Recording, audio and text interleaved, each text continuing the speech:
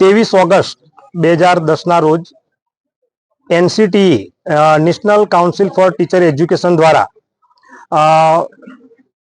શિક્ષક યોગ્યતા કસોટી બહાર પાડવામાં આવી અને એના અનુસંધાને તારીખ 29 મે 2026 રોજ નામદાર સુપ્રીમ કોર્ટ દ્વારા ચુકાદો આપવામાં આવ્યો. આપણે નામદાર સુપ્રીમ કોર્ટના ચુકાદાનો બંધારણીય રીતે તમામની ફરજ બને છે કે આપણે એનો આદર કરવો જોઈએ.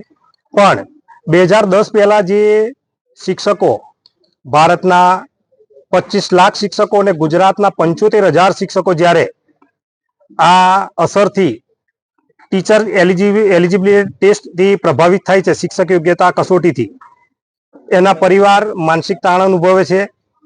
તો આજનો અમારો આ ધરણા કાર્યક્રમ સરકાર સુધી મીડિયાના માધ્યમથી અમે કહેવા માંગીએ છીએ કે ભારતના અને સમગ્ર ગુજરાતના 75,000 શિક્ષકો જ્યારે આ ટેટથી પ્રભાવિત થનાર હોય તો રાઇટ ટુ એજ્યુકેશન એક્ટ 2009ની કલમ, એમાં 23મી કલમમાં દેશમાં સર્વોપરી ન્યાયતંત્ર છે, પણ બંધારણીય રીતે, નીતિગત અને કાયદાકીય રીતે જો સુધારો કરવો હોય તો આગામી સંસદના ચોમાસુ સત્રની અંદર ભારતના યશસ્વી વડાપ્રધાન માનનીય નરેન્દ્રભાઈ મોદી સાહેબ, કેન્દ્રીય શિક્ષણ મંત્રી માનનીય ધર્મેન્દ્ર પ્રધાન સાહેબને અમે વિનંતી સહ અખિલ ભારતીય રાષ્ટ્રીય શૈક્ષિક મહાસંઘ આહવાન કરીએ છીએ, સમગ્ર શિક્ષક સમાજ તરફથી આહવાન કરીએ છીએ કે જ્યારે સંસદનું આ ચોમાસુ સત્ર શરૂ થાય એ દરમિયાન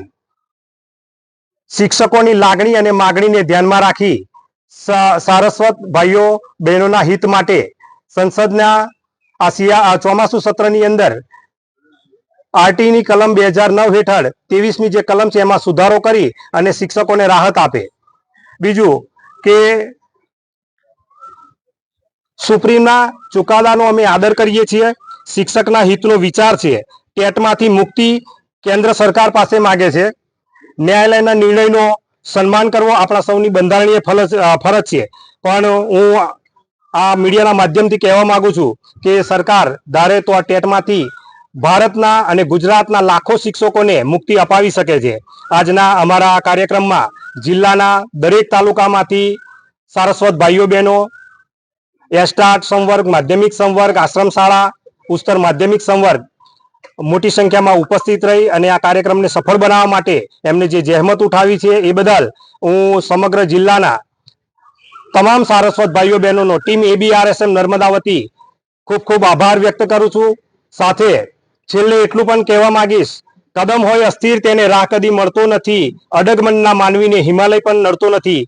જ્યારે આ ધરણાના કાર્યક્રમ આજે નર્મદા જિલ્લામાં થયો છે અને ભવિષ્યમાં અખિલ ભારતીય કક્ષાએથી જે પણ કાર્યક્રમો નક્કી થશે, ઘડાશે, એ મુજબ અમે આંદોલનાત્મક કાર્યક્રમો કરીશું. અને સરકાર પાસે અમારી એક જ માગણી છે કે શિક્ષકોને આ ટેટમાંથી મુક્તિ અપાવે અને જે લાખો સારસ્વત ભાઈઓ બહેનો છે એનો પરિવાર જે માનસિક તાણ અનુભવે છે એને રાહત અપાવે.